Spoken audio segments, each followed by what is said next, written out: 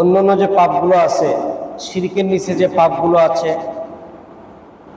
অন্যায়ভাবে মানুষ হত্যার নিচে যে পাপগুলো আছে, এই পাপগুলোর কারণে আল্লাহ রাব্বুল আলামিন আপনার ভালো আমল দিয়ে সেই পাপের বদলা পরিশোধ করাইয়া তারপরে কোনো না কোনো একদিন ঈমান থাকার কারণে আপনাকে বেহেশত দান করবেন।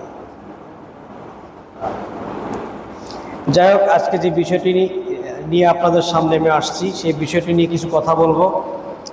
আল্লাহ পাক রব্বুল আলামিন জালেমদের ব্যাপারে পবিত্র কোরআনুল কারীমের বিভিন্ন জায়গায় বলেছেন, ইন্না আ'তাদনা লিয-যালিমিনা নারা, আমি জালেমদের জন্য জাহান্নামের আযাব প্রস্তুত করে রেখেছি।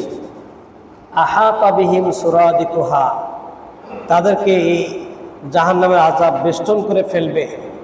ওয়া ইয়াস্তাগিসু বিয়ুগাসু বিমাইন কাল মুহলি ইয়াশউইল ওযুহ, যখন তারা আগুনের আযাবে পড়ে পানি পানি বলে চিৎকার করবে, পানি পানি বলে চিৎকার করবে, তাদেরকে গলিত পানি দেওয়া হবে, এমন একটা পানি দেওয়া হবে ইয়াশউইল ওযুহ, যেটা তাদের চেহারাকে একবারে ভুনা করে ফেলবে, এরকম উত্তপ্ত গরম পানি দেওয়া হবে।